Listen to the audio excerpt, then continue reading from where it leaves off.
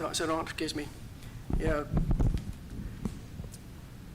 I'd like to declare that a quorum is present and all the notices have been legally posted pursuant to the Open Meetings Act. Well, please stand for the invocation and pledge of allegiance. Go ahead. Yep, y'all bow with me, please. Lord, we're few in number tonight, but we've still got the city's good at our hearts, so we pray that you would guide us and strengthen us to do what we need to do, and just be with us as we do what we can, and always be with the city of Freeport to lead it on to be your witnesses here in the south part of Texas. We pray that in Jesus' name, amen. Amen. I pledge allegiance to the flag of the United States of America and to the republic for which it stands, one nation, under God, indivisible, with liberty and justice for all. Thank you. We'll have citizens' comments. It says members of the public are allowed to address the Planning Commission at this time and must include name and address.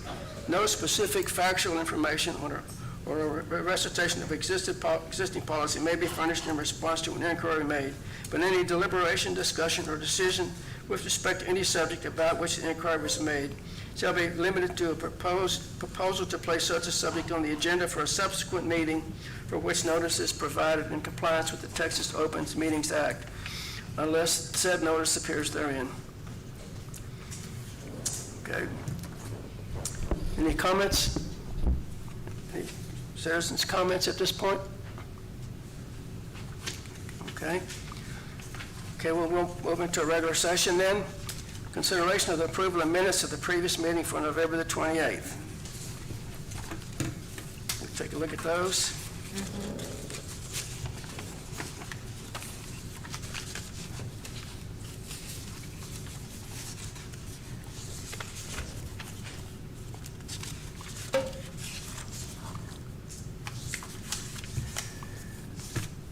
I would move that we approve them as submitted. Okay. I'll second that. Okay. Motion and second. All in favor? Aye. Aye. Motion carries unanimous. Okay, now we're going to open a public hearing.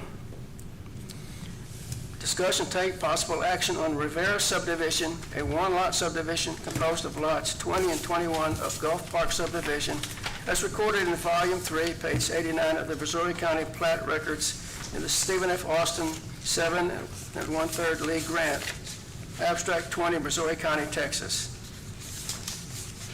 Any citizens' comments?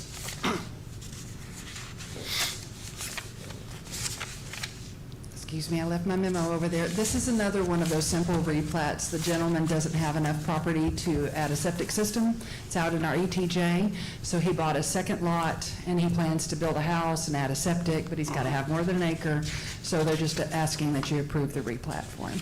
Okay. So we'll close the public hearing at 6:03. Any discussion on the replat? I looked at this on Google Maps, and it's out there off of Highway 36. Mm-hmm. It's a little ways down from that RV park, and it looks like should be no problem with that. I see no problems with it. Yeah, I looked at it online too, didn't see any problems. Yeah. I've been out that way, not to this particular property, but one just a block over. I used to have a good friend lived out there. Okay. So I'd make a motion that we go ahead and approve this. I'll second that. I looked at it as well. It looked like it could be something just easy to approve. It's a good thing. Yeah. Okay. We have a motion and a second. All in favor? Aye. Aye. Motion approves, unanimous. Okay, moving on. We'll open a public hearing on item 3. Discuss and take possible action. Allowance of proposed changes to City Ordinance 155.501 standards for residential infill development to allow single-family residences and carports to be built on single 25-foot lots. All right, Open it up for citizens' comments. Yes. So this has obviously been back before y'all several times. We took it back before city council with your recommendation. We took the ordinance. There was a lot of discussion. I mean, and it was good. They brought up a lot of good points. So they asked that they table it, bring it back to planning and zoning, and we discuss what so let me read through you what their concerns were. So, and I outlined them in the memo that I wrote for you, the agenda item. So first off, if a limited use requirements are, okay, the concern was a specific use permit. One of the council members was concerned that it would chase off development if they had to come back before y'all every single time, and, you know, if they bought a lot and then they weren't allowed to use it, they felt like they would chase away developers instead of encouraging development. So they were wondering about, instead of specific use, changing that to limited use, which just allows them to come in and get their permit without having to get a specific use permit every single time. So that was one of the things that were brought up. Suggesting to speed up development instead of putting more obstacles in the way of the builders. Another question that they had was, there was a lot of discussion about the carport and the garage requirement. Some of them, why do we even need it, was some of the questions. It was mainly Councilman Kane and Councilman Pena, and I know Mr. Matamoros had concerns as well. If we require outdoor storage, the question was brought up, then why do we even need a carport or a garage requirement? Because I know the concern was, you know, restricting them from parking in the front yard. But then one of the council members stated that everyone in the city parks in their front yard. So what is the difference? So there was quite a bit of deliberation on why we were requiring parking in the rear instead of parking in the front. Another item that was brought up to allow for that was if they had parking in the rear, then you could shift the building line to a 15-foot building line to allow more room for parking. But if there was no parking in the rear, no alley, then it could be shifted farther back and have a 25-foot building line. So either way, it allows for at least 2 cars to park in the driveway, which I think that's the essence of it. They don't want people parking in the street and causing a hazard. They want to be able to park at least 2 cars in the driveway safely. Another issue, let's see, okay, I talked about the building lines, and then also an item was brought up by one of our builders. As we're making these changes, we hadn't thought about the existing ordinance and the way it reads now. So right now, people can build on, if they have 2 or 3 lots, they can go ahead, like Mr. McKay has done, they can go ahead and build, but they're restricted to the 1,000 square foot minimum because they're called cottages. What we're introducing here would be called a small cottage. So it's a different requirement. So he's requesting, can't we have the same, whatever changes you make, can that also be made for the cottages now? So if he's got 2 or 3 lots in a row and wants to build, allow him for the 850 smaller square foot, that all the requirements that we're talking about now to be allowed across the board. To be honest, in an enforcement standpoint, that makes a lot of sense. You know, if you've got a 25-foot lot, allow this type of development on a 25-foot lot instead of, well, if you've got 2 or 3 more, then do it this way, and if you've got 1, then do it that way. It makes enforcement a little bit harder on us. So it would be fair across the board. So keep that in mind, whatever changes you make, maybe make it to both the cottages and the small cottages, make them the same. What have we got out there now, other than McKay's 2? Other than McKay's 2 recent constructions, would those be small cottages or cottages? Those are cottages. And small cottages are Is where? the brand new that Oh, we're okay. coming up with now. That's the definition that they came up with for the 25-foot Okay. lots. But the 2 on Avenue C are small cottages. No, cottages. Cottages? Oh, they're 1,000. Yeah, they're Okay, okay. actually more than 1,000 square feet. Okay, Yeah, they're pretty good, big size homes. They're 2 bedrooms, larger 2 than you would baths. think. okay. Yeah, it's 2 bedroom, 2.5 bath. But those are on bigger lots, correct? No, those are on Those are 25-foot lots. They're just Okay. side by side. Let's see if I've gone over everything. On the second page, I highlighted in red what their concerns were, and then the things that I left in black, they didn't have any concerns. They actually were okay with the 850 square foot, building a smaller home. They were okay with the 25-foot lot, the minimum lot width, the minimum lot area. Setbacks, they liked the 5 foot on the side because that's a minimum requirement for fire and building, that's your standard across the state. The only question about the front building line was about parking, really. Yeah. If you're going to require parking, how you want to do it. But anyway, that was council's concerns. That was everything that was discussed at the meeting. And there was so much that they said, okay, let's send it back to planning and zoning, allow citizens a time to come and voice some more opinions, and then that's why we didn't even have an ordinance prepared for you tonight. There was so much to be questioned that we're really looking for more guidance. So I'm done, and I'm going to allow the citizens to come up and speak. Thank you. Thank you.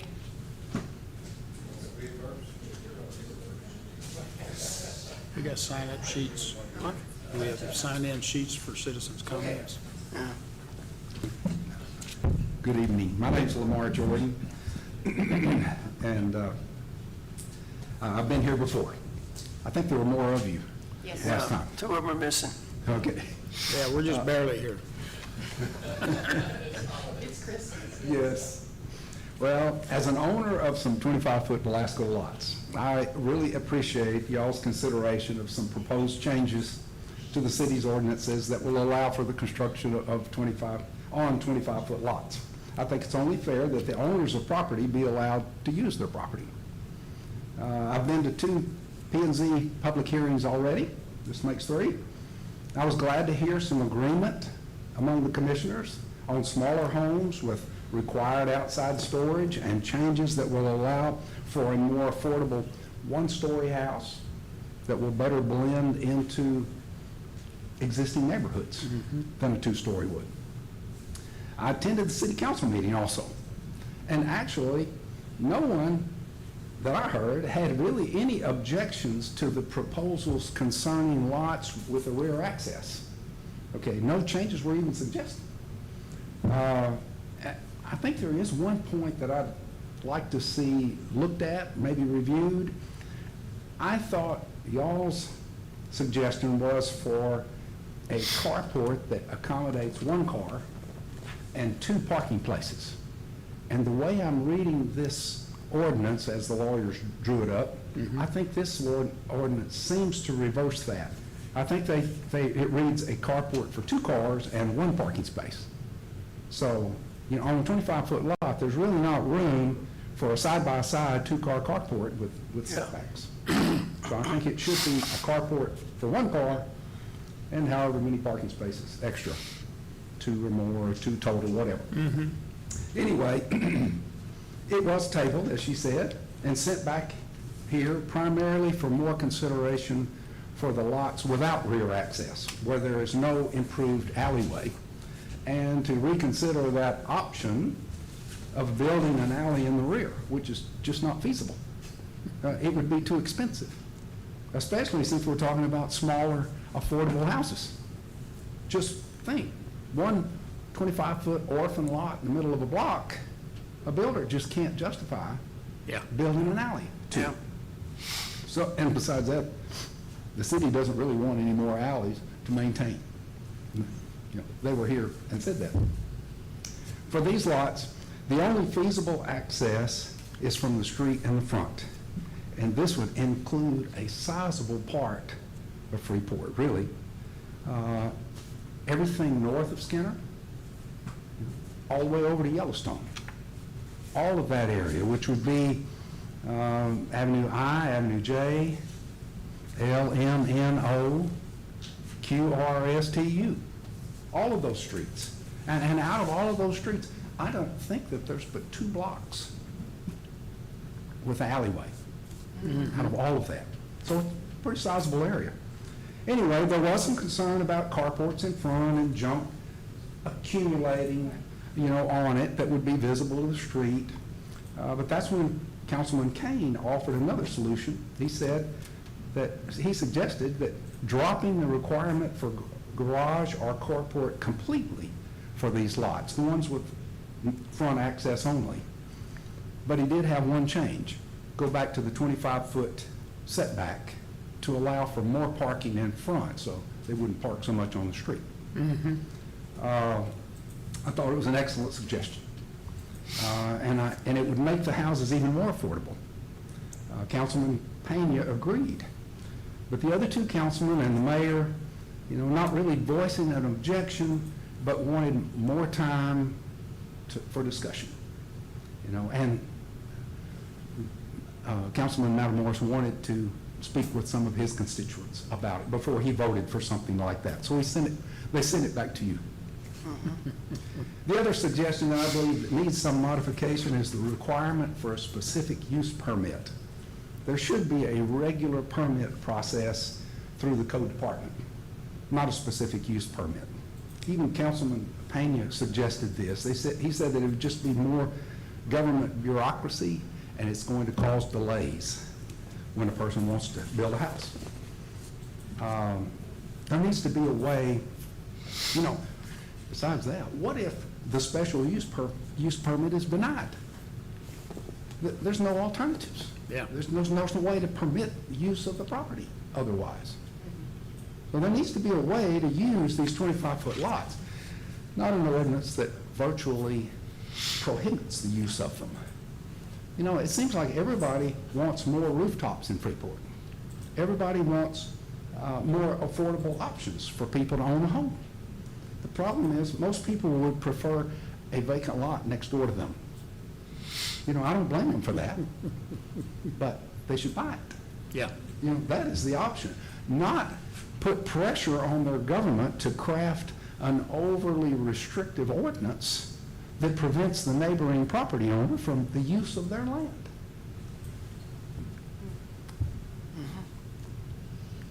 If they want it, they should buy it. Again, I appreciate your listening to me and for your consideration of these things. Thank you. Yes, thank you.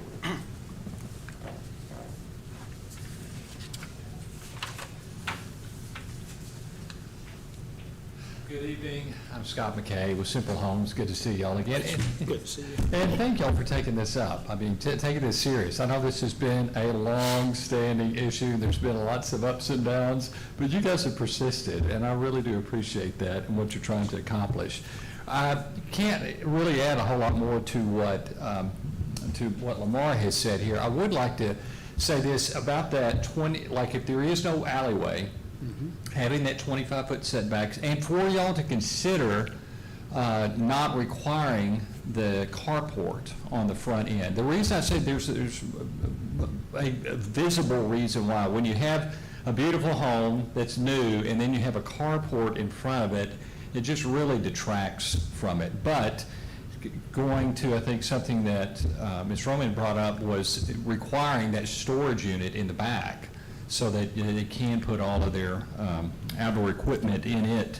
So that would be my consideration as you look at these, especially the lots that don't have an accessible alleyway, just having the parking pad up front, but then the requirement, maybe the requirement for all of them, that they have storage buildings available. This is a win-win-win-win. I just feel like this win for the city, right? Because of new housing and the tax base. It's a winning for people looking for a new home that's going to be more affordable to them.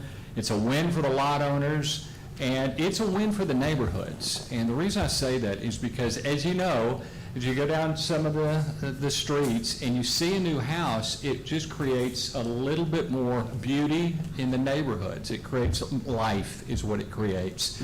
And I noted this, that when we did this in West Columbia, and now we've done it here in Freeport, is that the neighbors oftentimes begin kind of updating their houses, doing a little bit of renovation, and so it does have a reciprocating effect, or a kind of a visible effect upon the neighborhood as a whole. So I just feel like this is a really good win for everyone at large. All right, thank you. Thank you. Thank you, Mr. McKay. Yeah, thank you very much.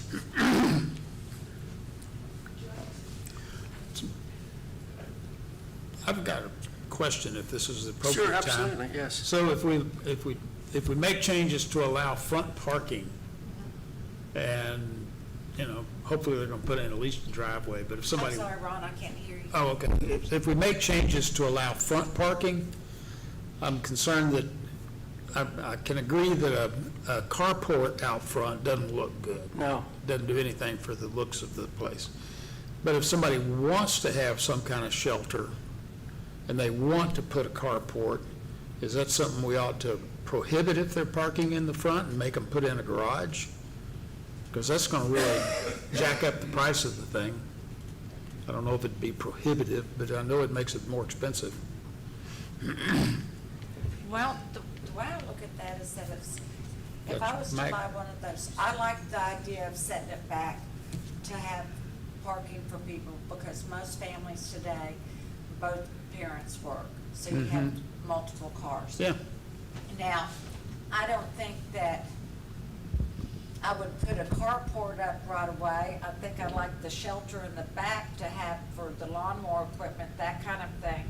But I think that would be up to the property owner to come back to Ms. Casey to talk about if they wanted to put a garage or anything else up. Or maybe they just can't. I don't think you could put a garage in front of one of those. The lots are too small, aren't they, for an actual garage? Well, it would depend on the way the house is designed, because I've seen some ingenious things nowadays. If you've gone on like houseplans.com or eplans.com, I mean, they have designed them with a full garage, and then a lot of the living area comes up over the Yeah. top of the garage. That's true. I mean, Yeah. there's some ingenious designs out there, so it doesn't prohibit it, it just makes it a little harder for the builder if you add that Yeah. requirement.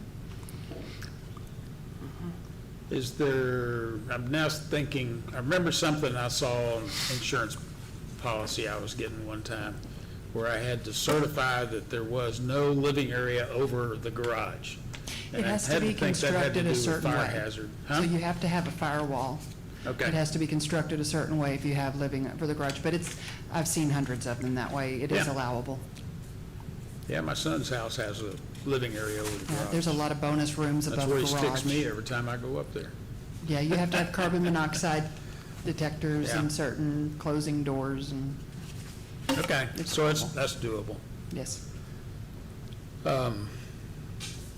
Yeah, and that's kind of what I was thinking, if they want a garage on the front and it meets building codes, I think that would be preferable to a carport on the front, Yeah. but, Now, we're speaking about the carport being on with the setback of the house. Yeah. And, right, okay, I think that'd be cool, not having the carport if we're setting back the property line for more Yeah. convenience.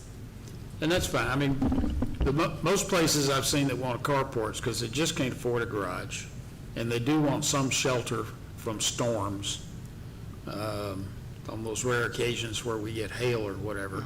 Or maybe they're moving here from somewhere that always had a hail problem, and they still worry about it even if we don't get it that much. And that has been the intent. I've spoken with several builders, and honestly, we've had a lot of different builders that have not built in Freeport have taken a lot of interest in this. They've seen it on the agendas and have called me and asked me what's going to happen. They've been watching, they're interested in building. Cool. And the intent is more first-time home buyers, smaller homes. Yeah. They like that. And I think you're right that the restriction of the carport makes it easier for the builders to do a first-time home than the expense of a full garage for them. That was one of the things, but we have had a lot of interest in this. Okay. And I know the carport that Mr. McKay's put in is, you know, it's a metal building, a minimalist carport. I don't mean to criticize it. I'm just trying to visualize that in front of a house, and it just doesn't look good. You know, just a regular construction, you know, with walls and roof, you know, regular wooden construction. Well, and as Councilman Kane mentioned during the meeting, because he asked me, what is the purpose of having a carport or a garage at all? Yeah, You know, if we have the outdoor storage requirement, you know, because that would Yeah. take care of any lawnmower equipment or junk in the yard, then do we have to, I mean, it was a good question. I didn't really have an answer for him. Do we have to have a garage or a carport as long as there's off-street parking spaces, you know, a driveway with off-street parking? You know, and I'm leaning in favor of saying, yeah, we don't have to have covered parking. because that could be an option with the builder. Yeah, Yeah, yeah. I'm just concerned about somebody wanting to, you know, really keep the cost down and go with a, what would you call those carports like these? Just aluminum carports. Okay. All right. And I'm assuming they are a lot less expensive than building one with 2x4s and siding. They are 10 times less expensive. Okay. Because they're prefab pretty much, yeah. Yeah, okay. And I think it's okay in the back, I really do. I mean, I've been to the houses you built, and from the street, they've got great visual appeal, and even from the back, it looks okay. But I'm just trying to visualize one of those aluminum carports on the front of a house, and especially in an established neighborhood. I don't know if we can limit that or not. You actually can with the zoning ordinance. You can Okay. require that you could require that it's made of the same materials that the home is constructed of. Yeah, if they want to put a carport. Yeah, there's a lot of cities that, like with a storage building, they actually have requirements that the storage building has to be built to the same materials that the primary structure. I mean, Okay. there's ways to do that. Yeah. But again, being a first-time home buyer, Yeah. that's kind of the consideration that they've been taking. And I can see for a first-time home buyer, if it was me, I'd like to get in the house without any kind of covered parking and just take my risks with the weather. And then I if say, I, thanks to my husband's race car, I haven't parked in my garage in 20 years. well, I understand that, yeah. Yeah. Usually we use our garage for storage, junk and everything else. I've seen a lot of that. I've seen a lot of that. Okay, so I guess where I'm leaning is I'm okay with not having covered parking in the front. I can't hear you, Ryan, I'm sorry, I'm okay with not having covered parking in the front. If, the house is pushed back like we're talking about, and just having, a paved parking area there. But that if they do want a covered parking area, that it be of the same kind of materials as the house is built of. Yes, I agree with that, because I was just trying to visualize that if the homeowner came back and wanted to do, I don't know, what do you call it, like a, TP, no, like a tent. well, like a, Awning or canopy, maybe. yeah, awning type thing made out of the right materials that did go with the structure of the Yeah. home. Yeah, I think that would be wonderful, but as these are affordable homes and probably going to be for first-time buyers, that they're probably just glad to be in a home. Oh, yeah. Yeah, so I agree with you. With the setback and without the Yeah. carport.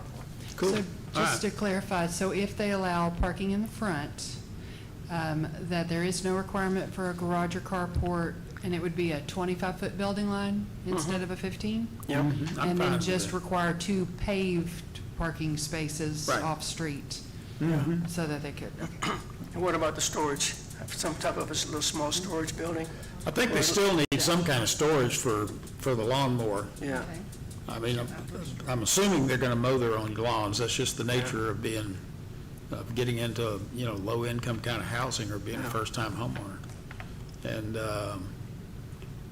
because it does bother me to just see a lawnmower parked out anywhere, especially on the front, Yeah. with a wash tub turned over to protect the engine a little bit. I mean, that just invites the whole neighborhood to decline. But, and I don't even think the outside storage, it doesn't need to be big. It doesn't need to be the same materials as the house. Just as long as there's something there that doesn't look like a Yeah. lawnmower sitting out by itself. Is there enough room to build behind the home as he's suggesting a little storage area to be able to push a rider or a, There is, if you do, Could just leave Yes, this as an ma'am, option. as too. long as you have the front It wasn't parking, required necessarily. okay? Yes, you can put it in the back, that's not going to be a problem. The challenge is what I have now, which is that I need to put a storage on these lots, and I'm run out of room, so I'm trying to come up with creative ideas. So it's real easy, if the parking's in the front, you're going to have more than enough room in the back to put that storage. Yeah. Yeah.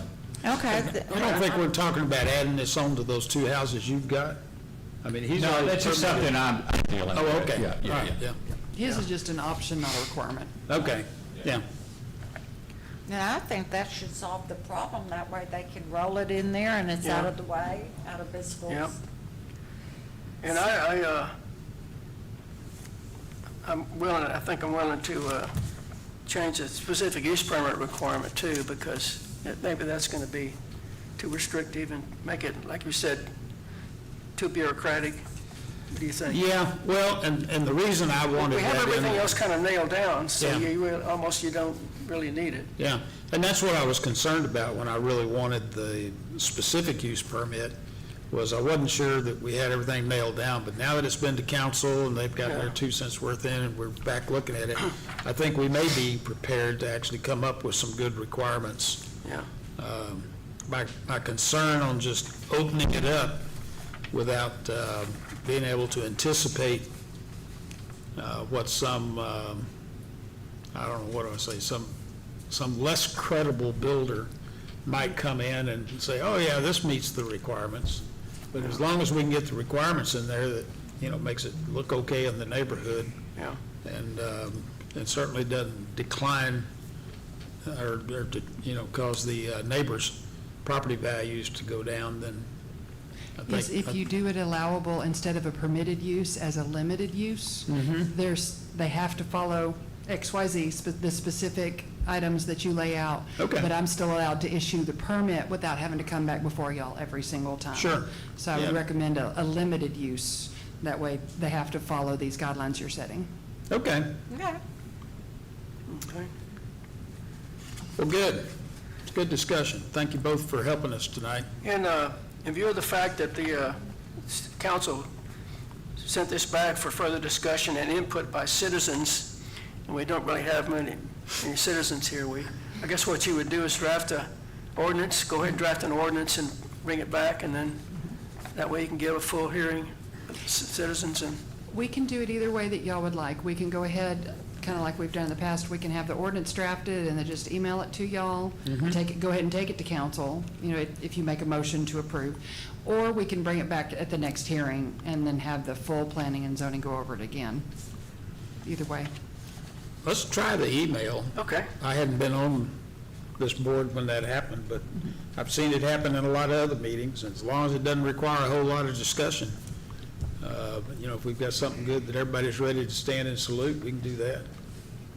Okay?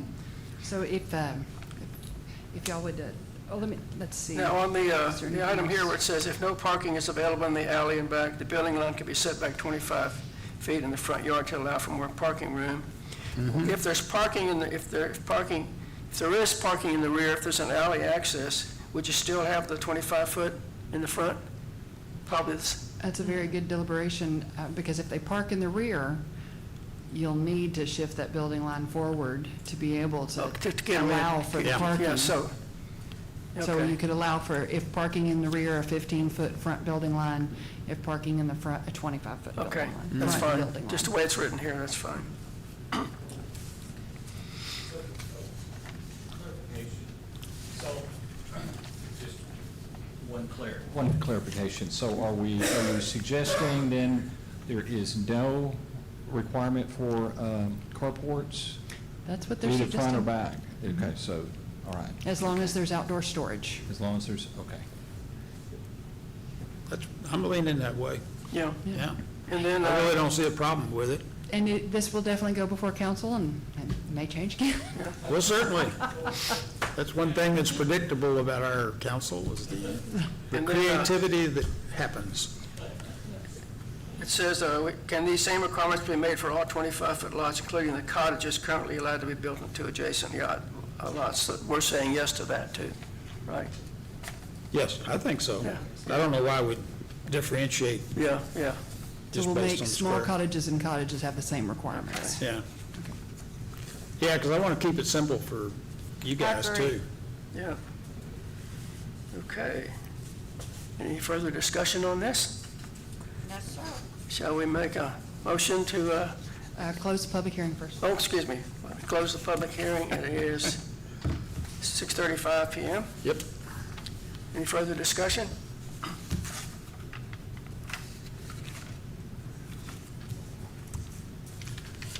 Let me ask Casey, so do you think you've got the bullet points that we need to put a new, I tell you what, I'll read the requirements, and then you can make a motion on if Okay. I'm right. Okay. I'll read what I've got in here.